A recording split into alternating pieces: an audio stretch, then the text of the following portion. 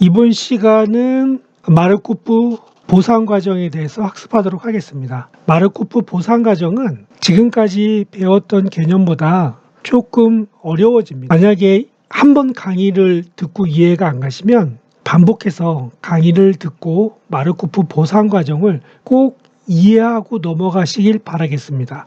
이 과정을 이해하지 못하면 뒷부분은 이해가 안 가기 때문에 시간이 걸리더라도 마르코프 보상 과정을 꼭 이해하고 넘어가시길 바라겠습니다. 먼저 마르코프 보상 과정을 시작하기 전에 지금까지 배웠던 개념들을 살펴보고 지나가겠습니다. 처음에 우리가 배웠던 게 뭐죠? 처음에 우리가 배웠던 게 확률이죠. 확률은 무작위지만 시간이 지남에 따라서 규칙성을 가진다 그랬죠. 이게 확률이다 라고 공부했습니다. 그 다음에 공부한 게 조건부 확률이죠. 조건부 확률은 특정 조건 하에서 나타나는 확률이죠. 저번 시간에 배웠던 거는 학생들 중에서 노트북을 가지고 있는 학생의 어떤 노트북을 가지고 있을 확률. 그런데 조건부 확률은 남학생 중에 노트북을 가지고 있는 학생의 어떤 비율, 이런 특정 조건 하에서의 확률을 조건부 확률이라고 배웠습니다. 확률 과정은 확률이 발생을 하는데 시간 순서에 따라 확률이 발생하는 겁니다. 그래서 대표적인 확률 과정이 브라운 운동이라고 그랬죠. 물 위에 꽃가루가 시간이 지남에 따라서 이렇게 이동하는데 나중에 보니까 어떤 규칙성을 갖고 있더라. 이게 브라운 운동입니다. 브라운 운동은 마르코프 속성을 띠고 있죠. 마르코프 속성은 상태는 바로 전 상태만 영향을 받는 거고, 또 이 상태는 그 바로 전 상태에만 영향을 받는 게 마르코프 속성입니다. 마르코프 연세는 마르코프 연세의 구성 요소가 두 가지가 있었죠. 상태가 있었고 상태 전이 확률이 있었죠. 확률적으로 상태가 변화하는데 어떤 상태냐? 이산적 상태입니다. 정수와 같이 딱딱 끊어지는 이산적 상태를 마르코프 연세라고 했죠. 자, 마르코프 보상 과정은 뭐냐면 마르코프 체인의 보상과 감가율이 더해진 개념입니다. 자, 마르코프 체인은 상태 변화가 시간에 따라서 상태 전이 확률에 따라서 자동적으로 이루어졌죠. 상태 변화에만 관심이 있습니다. 마르코프 체인은 상태 변화에만 관심이 있는데 마르코프 보상 과정은 가치에 관심을 둡니다. 여기에서 감가율이라는 게 뭐냐면 이 가치가 현재 가치가 있고 미래 가치가 있습니다. 현재 가치가 1,000원인데 이 1,000원의 미래 가치는 1,000원이 아니겠죠. 왜냐하면 물가 상승률만큼 가치가 하락하니까. 그래서 미래의 가치를 현재로 땡겨올 때 곱해주는 게 감가율입니다. 그래서 마르코프 보상 과정에서는 이 시간에 따른 상태 변화를 누적하면 어떤 주가 그래프처럼 나타났는데 이 모든 과정에서의 가치를 계산할 수가 있습니다. 어떻게 계산하는지는 뒤에서 살펴보도록 하겠습니다. 이제 굉장히 많이 헷갈리시는 게 뭐냐면 MRP가 가치를 계산하는데 우리가 지금 배우는 게 강화학습이잖아요. 얘는 궁극적으로 뭐냐면 에이전트가 어떤 정책을 따라서 행동을 했을 때 받는 보상이 최대화되는 정책을 찾는 것이죠. 이 강화학습의 목적이 이거잖아요. 그래서 이 마르코프 보상 과정을 자꾸 강화학습이랑 매핑시켜서 야, 이걸 알아서 뭐하지? 어디에 쓰는 거지? 이렇게 생각을 하시면 지금 현 단계에서 이렇게 강화학습과 매핑을 시키면 잘 이해가 안 갑니다. 잘 이해가 안 가고 마르코프 보상 과정은 뭐냐면 이게 보상과 감가율이 들어가서 가치 평가를 하는 거잖아요. 그래서 마르코프 보상 과정은 그냥 가치를 평가하는 거예요. 가치를 평가하는 거. 정책을 좋게 만들고 행동 영향을 미치고 이런 게 아니라 그냥 가치를, 환경의 가치를 평가하는 게 마르코프 보상 과정. 그냥 가치만 평가하는 거예요. 결국에는 가치를 평가해서 강화학습에 활용되는 거죠. 그래서 이번 이 시간에 배울 마르코프 보상 과정은 가치를 평가하는 거다. 가치를 평가하는 것 이외에 아무 의미가 없다. 이렇게 생각을 하시고 강의를 들으시면 되겠습니다. 자, 여기서 확률의 기대값을 한번 알고 넘어갈게요. 확률의 기대값은 뭐냐면, 자, 정의를 읽어보겠습니다. 각 사건이 벌어졌을 때의 이득과 그 사건이 벌어질 확률을 곱한 것을 전체 사건에 대한 합이다. 자, 이게 뭐냐면 우리 주사위를 던질 때 주사위를 던졌을 때 1이 나올 확률이 6분의 1이잖아요. 그러면 1이 나온 거에 대한 가치는 1이겠죠. 두 개를 곱해요. 2가 나올 확률이 6분의 1이고 또 2에 대한 를 곱해. 그래서 이 모든 것들을 합했을 때의 그 값, 이게 바로 기대값입니다. 이걸 수식으로 표현하면 이렇게 됩니다. 시그마를 사용하죠. 자, 이산 확률 분포의 그러니까 마르코프 체인의 기대값은 이거고 연속 확률 분포의 기대값은 이게 되겠죠. 브라운 운동이죠. 그러니까 우리가 마르코프 보상 과정은 마르코프 체인의 보상과 감가율이 더해진 거니까 요 수식을 활용하겠죠. 예, 확률의 기대값 이건데 이게 다른 말로 표현하면 평균입니다. 주사위가 나오는 모든 값을 확률로 그 모든 값을 합해서 확률을 곱해버리면 기대값이 나오는데 그거는 그 주사위가 나올 값의 평균을 구한 거랑 똑같은 거죠. 그래서 어떨 때는 기대값을 구한다라고도 하고 어떨 때는 평균을 구한다라고도 합니다. 똑같은 의미니까 이게 무슨 차이지라고 고민하지 마세요. 똑같은 의미입니다. 자, 그 다음에 MRP의 구성 요소를 다시 한번 살펴보겠습니다. 상태의 집합, 상태 전이 매트릭스는 마르코프 체인에서도 있었던 거죠. 이런 상태의 집합을 우리가 S라고 했고 상태 전이 매트릭스, 요게 P라고 했죠. 요게 마르코프 체인이고 마르코프 체인에 보상과 감가율이 들어가면 이게 바로 마르코프 보상 과정이 됩니다. 정의를 한번 읽어볼게요. 상태의 집합은 뭐냐? 시스템이 존재할 수 있는 모든 가능한 상태들의 모임을 상태의 집합이라고 합니다. 여기 있는 것과 똑같죠? 상태 전이 확률은 뭐냐? 현재 상태에서 다음 상태로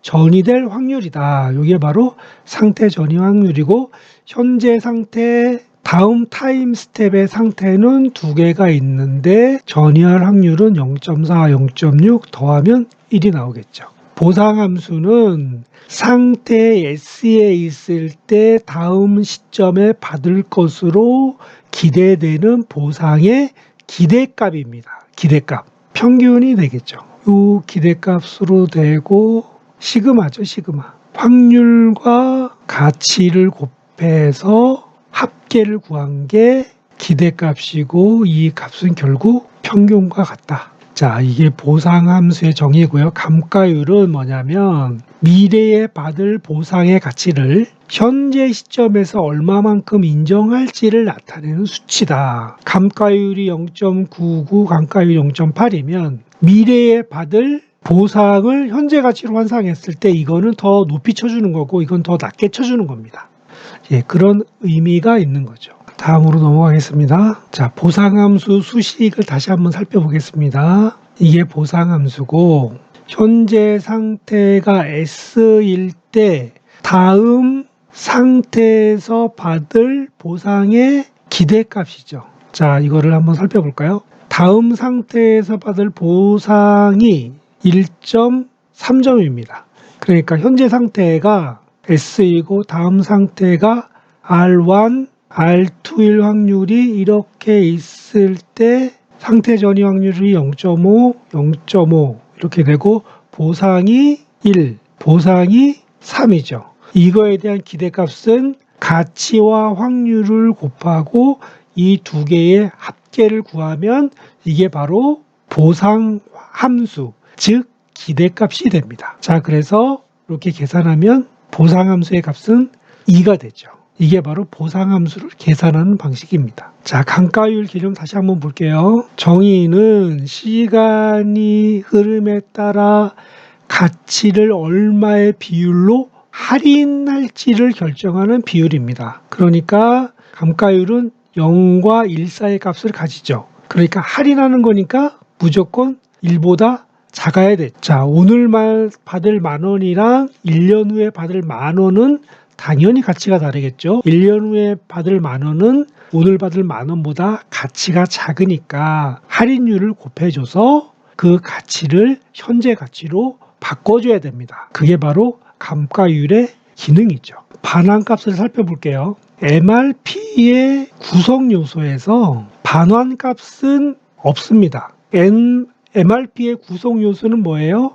상태와 상태 전이 확률과 보상과 감가율이죠. 반환값은 이 구성 요소로 계산할 수 있는 값입니다. 자, 반환값은 뭐냐면 어떤 상태에서 출발해서 미래에 걸쳐 얻게 될 보상의 총합인데 하나의 에피소드만 따라가는 겁니다. 그러니까 S에서 F까지 이동할 때 하나의 경로만 따라갔을 때의 보상의 총합을 구하는 게 반환값. 그게 따라갔을 때 T 플러스 1의 보상과 T 플러스 2의 보상과 마지막에 받을 수 있는 보상을 다 구하는데 이거는 뭐예요? 시간이 지난 거잖아요. T 플러스 1, T 플러스 2 이게 현재고 미래니까 미래를 현재 가치로 계산해야 되니까 감가율이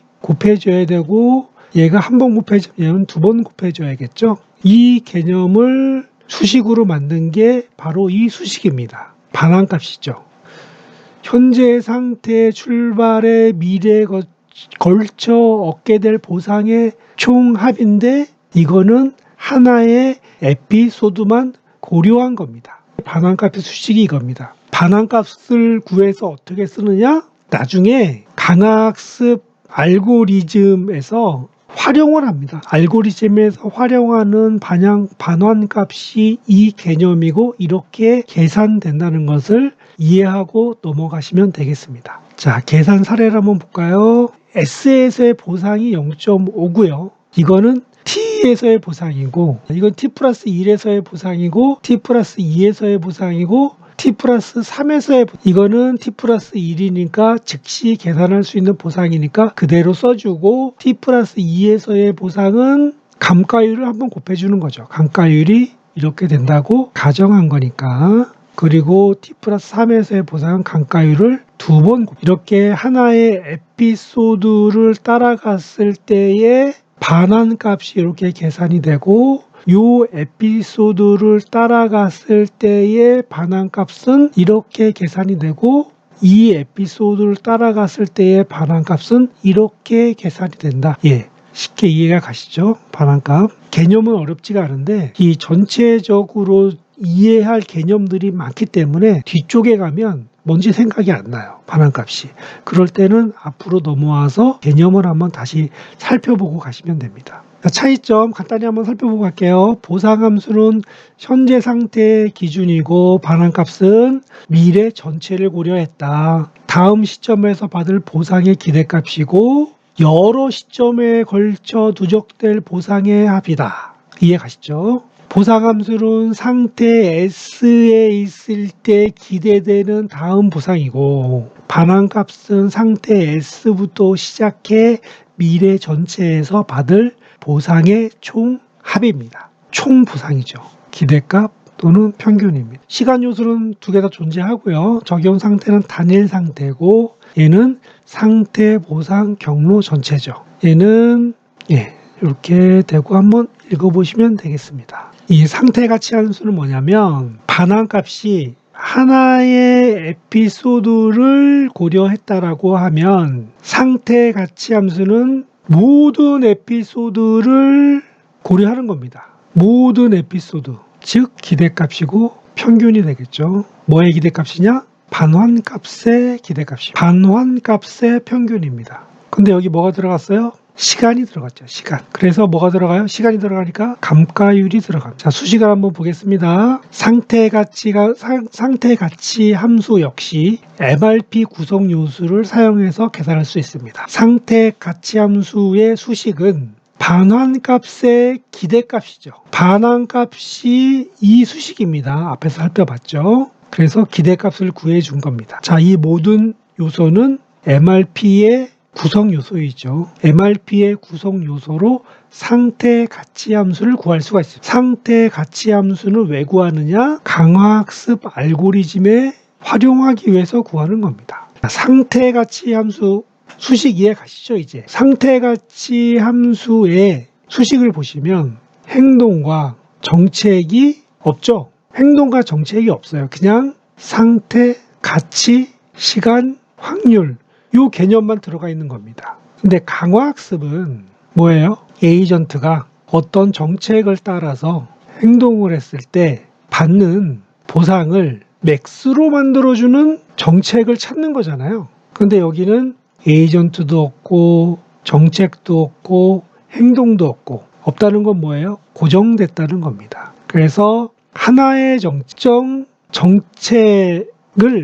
고정시켰을 때 그 정책을 따랐을 때의 가치를 계산해 보는 겁니다. 그러면 가치를 계산하면 정책을 평가할 수 있는 거죠. 정책을 하나 만들어서 그 정책으로 가치를 계산할 수 있는 거잖아요. 하나의 정책은, 그러니까 정책은 고정된 거고 정책에 따라서 행동한다는 거는 어떻게 보면 확률로 볼 수가 있는 거잖아요. 이 확률에 따라서 행동하는 거니까 확률로 볼 수가 있는 거잖아요. 확률로. 그러니까 정책이 고정된다라고 하면 확률이 고정된 거고 그럼 보상이 나올 거고 상태가 있을 거니까 MRP의 개념과 동일하잖아요. 그죠? 그러니까 이 MRP의 이 상태 가치 함수라는 거는 강화학습 알고리즘에서 정책을 평가하는데 활용이 되는 겁니다. 그래서 MRP를 배우는 거고 상태 가치 함수를 계산하기 위해서 우리가 MRP를 배우는 거죠. 그러니까 MRP는 결국에 뭐하냐? 상태 가치 함수를 계산하는 데 쓰이는 겁니다. 그럼 상태 가치 함수를 왜 구하는데? 정책을 평가하기 위해서 구하는 거죠. 그 하나의 정책이 나타내는 가치가 얼마냐? 그래서 가치가 높으면 좋은 정책이고 가치가 낮으면 나쁜 정책이니까 나쁜 정책이네? 그럼 이렇게 바꿔야겠네? 이렇게 알고리즘을 학습해 가는 겁니다. 자, 다시 한번 비교 한번 해볼까요? 반환값, 상태가치 함수. 반환값은 에피소드 단위고 상태가치 함수는 전체 환경 단위고 얘는 합계, 그냥 에피소드의 가치의 단순 합계, 얘는 전체의 기대값, 즉 평균이죠. 감가율 사용하고 상태 전이 확률은 사용하지 않고 얘는 사용합니다. 자, 환경과 에피소드 이해 가시죠? 에피소드 하나만 그냥 환경에서 선택할 향후 루트 중에 하나만 그냥 따라가 보는 겁니다. 이게 에피소드고 전체를 다 고려하는 게 환경이죠. 상태 전이 확률을 왜 사용하고 미사용하는지 이해 가시죠? 에피소드는 그냥 하나만 딱 선택하는 거고 얘는 상태 전이 확률에 따른 기대값을 구하는 거니까 여기 이해 가시죠? 자, 그러면 세 개를 비교 한번 해보겠습니다. 보상함수, 반환값, 상태 가치 함수. 지금 이거 이해하셔야 돼요. 평가 시점은 현재 시점이고 얘는 이후 시점 모두 다 고려하는 거죠. 얘도 이후 시점 모두 다 고려하는 거죠. 범위는 한순간 단일 보상입니다. 반환값은 미래 전체 누적 보상이고 얘는 미래 전체 보상의 기대값이죠. 기대값이 하나 더 들어간 겁니다. 여기에 반환값에. 그럼 여기서 이런 의문이 들어요. 내가 상태가치 함수는 어떻게 왜 사용하는지 어떤 때 사용하는지 알겠어. 근데 보상함수는 뭐야? 상태가치 함수는 정책을 고정시켰을 때 그 환경에서 주는 어떤 가치를 계산할 수가 있어. 그러니까 정책을 평가할 수가 있어. 근데 보상함수는 왜 쓰는 거야? 얘는 한순간에 보상만 계산하는데 이게 무슨 의미가 있을까? 이것도 나중에 강화학습 알고리즘에서 이 보상함수를 활용합니다.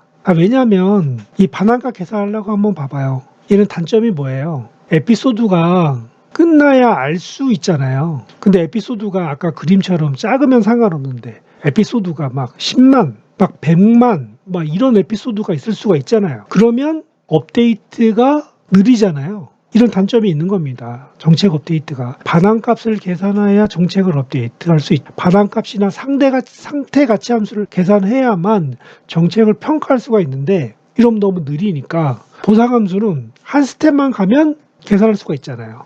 그러면 업데이트가 빠르죠. 이런 특성이 있는 거니까. 근데 보상함수는 전체 상태, 전체를 대표한다는 그런 개념이 약하죠. 하지만 어떤 장점이 있나요? 빠르다. 이런 장점이 있잖아요. 가치 계산을 빠르게 할 수 있다. 이런 장점이 있으니까 보상함수를 강학습 알고리즘에 또 활용할 수가 있는 거예요. 그런데 이런 또 보상함수의 전체를 대표를 할 수 없다는 그런 단점을 또 보강하는 어떤 알고리즘을 추가하면 되는 거죠. 이 모두가 이 가치를 계산하는 데 사용하는 그런 개념들인데 조금씩 다르죠. 보상함수, 이것도 어떤 가치를 계산할 수가 있고, 반환값도 어떤 가치를 계산할 수가 있고, 상태 가치 함수도 어떤 가치를 계산할 수가 있는데 조금 의미가 다르고 사용처도 다르다. 예, 이렇게 알아두시면 되겠습니다. 벨만 방정식은 뭐냐면 상태 가치 함수의 수학적 표현이에요. 예, 이건 아까 봤죠. 요거는 기대값인데 기대값 밖으로 나올 수가 있어요. 왜 나올 수가 있냐면 얘는 그냥 계산하면 되잖아요. 한 스텝만 가면 그냥 계산할 수가 있으니까 바로 계산할 수가 있으니까 기대값을 굳이 쓸 필요가 없어요. 근데 그 다음부터는 가봐야 되는 거니까 기대값을 계산해야 되는 거죠. 확률을 고려해야 되는 거니까 많은 확률을 고려해야 되는 거니까 기대값을 사용하는 거고, 얘는 바로 계산하고 즉시 주어질 수가 있으니까 얘는 그냥 정수처럼 쓸 수가 있는 겁니다. 자, 이렇게 뽑아내고 기대값이잖아요. 기대값은 이렇게 표현할 수가 있는 거죠. 예, 요게 그 다음 상태의 상태 가치 함수고, 그래서 이렇게 수식을 뽑아내면 이게 뭐다? 계산이 용이하다. 프로그램이 쉽다. 그래서 벨만 방정식 형태로 나타낸다. 예, 이 정도만 알아두면 되겠습니다. 이 수식 굉장히 많이 나와요. 앞으로 이제 모든 알고리즘은 벨만 방정식 형태로 다 표현하거든요. 자, 이 형태에 이제 익숙해지셔야 돼요. 요게 기대값이죠. 요게 기대값이에요. 요게 기대값. 자, 요 수식에 익숙해지시면 됩니다. 요게 뭐냐면 상태 S에서 상태 S-로 갈 때의 상태 전이 확률을 이렇게 수식으로 표현합니다. 자, 예제를 한번 살펴볼까요? 예제는 뭐냐면 에피소드별로 반환값 구하는 거예요. 그러니까 이게 MRP에서 우리가 계산할 수 있는 가치는 뭐냐면 보상이 있고 반환값이 있고 상태 가치 함수가 있죠. 얘는 즉시 보상이잖아요. 즉시 보상. 원 스텝. 얘는 에피소드 전체 보상이고 얘는 환경 전체의 보상인 거죠. 그런데 이 예제에선 요걸 한번 구해본 거예요. MRP에서 구할 수 있는 보상이 3개인데 이 예제에서는 반환값을 구했다. 환경은 이거예요. S, R1, R2, R3, F. 이 상태가 스테이트가 이제 5개가 있는데 이렇게 가는 거의 보상은 0.5. 그러니까 상태 전이 확률은 여기서 고려하지 않았어요. 이거는 고려하지 않았고 보상만 고려했어요. 보상만. 1.5 RR에 S 갔을 때 이게 1, 이게 이제 보상이 이렇게 보상이 설계가 됐고 감가율은 2분의 1로 가정을 했고 경로는 1개, 2개, 3개인데 이 경로마다 이 반환값을 계산한 겁니다. 그래서 패스가 3개 있으면 이거를 이제 3번 계산하는 거죠. 패스가 3개 있으니까 이거를 3번 호출하는 겁니다. 함수를 요거를 3번 호출을 하고 그래서 이 호출한 결과를 리턴스라는 변수에 넣고 그거를 이렇게 찍어주는 거죠. 자, 그러면 이 함수가 역할이 뭐냐? 그럼 경로를 넣어주는 거예요. 경로를. 그러면 이제 요게 맨 처음엔 요게 이렇게 들어오겠죠. 경로 1번이 들어가고 경로의 길이가 1개, 2개, 4개니까 거기서 하나 빼면 이게 3이 들어가 있을 거고 그러면 0부터 3까지 들어가 있을 거고 패스의 0번부터 그러면 스테이트가 처음에는 S, R1 이렇게 들어가겠네요. 그래서 상태에서 보상을 S에서 R1이니까 얼마예요? 0.5. 그래서 그거를 보상으로 집어넣고 감가율을 보상에다가 곱해주고 토탈 리턴에 누적을 시켜주는 거죠. 그래서 디스카운트 팩터가 루프를 돌면서 계속 곱해지니까 감가율이 누적이 되는 거죠. 예, 이런 식으로 계산이 되는 겁니다. 나중에 한번 예제를 한번 돌려보시고요. 필요하시면 중간중간 로그를 한번 찍어보시면서 어떻게 동작하는지 이해를 한번 하시기 바랍니다. 이론만 설명하면 이 예제가 뭐 어떤 그 알고리즘적으로 크게 중요성은 없는데 이론만 이렇게 보시고 이해가 안 가실 경우에는 이런 예제를 보는 게 효과적일 수가 있어요. 그래서 이렇게 예제를 한번 보시고 로그를 한번 찍어 보시면 되겠습니다. 자, 이번 시간에 배운 것들에 대한 전체적인 개념을 다시 한번 훑어보고 진행할게요. 자, 맨 처음에 본 게 보상 과정의 개념을 받고 마르코프 체인에서 리워드랑 보상과 감가율 개념이 들어간 게 보상 과정이다라고 얘기했고, 확률의 기대값은 사건이 벌어질 때 이득과 사건이 벌어질 확률을 곱해서 다 더해준 거다. 그래서 평균과 같다. 이렇게 말씀드렸고, MRP의 구성은 상태 전이 매트릭스, 거기에 보상함수와 감가율이 더해진 개념이다 라고 말씀드렸고, 보상함수는 이렇게 말씀드렸죠. 한 스텝 더 갔을 때의 어떤 그 기대보상, 요거를 보상함수라고 말씀드렸죠. 감가율은 미래가치의 할인율이다라고 말씀드렸고, 반환값은 하나의 에피소드를 쭉 따라가면서 보상을 다 구한 게 반환값이라고 얘기했죠. 그래서 여기에 감가율 들어가고 기대값은 안 들어가고요. 감가율과 보상의 개념이 들어갑니다. 계산 사례 한번 봤고요. 보상함수의 차이점, 보상함수는 하나의 스텝만 고려하고 반환값은 전체 에피소드를 고려한다. 이게 큰 차이점이다. 상태가치 함수는 이제 그 전체 상태를 고려하니까 반환값에 기대값 개념이 들어간 거고, 여기에서 감가율, 보상의 개념이 같이 들어간 겁니다. 이렇게 비교해 보시고, 보상함수, 반환값, 상태가치 함수 비교표 있으니까 한번 쭉 읽어보시고요. 벨만 방정식은 상태가치 함수를 컴퓨터가 계산하기 편한 형태로 바꿔준 거다라고 말씀드렸고요. 이 형태를 잘 기억하셔라. 예제 한번 보시기 바라겠습니다. 자, 이번 과정에서 배운 것들이 나중에 계속 쓰이니까요. 이 개념들을 한번 꼭 짚고 넘어가시고, 이해가 안 가시면 앞에부터 다시 한번 천천히 살펴보시길 바라겠습니다. 이번 시간에도 수고하셨습니다.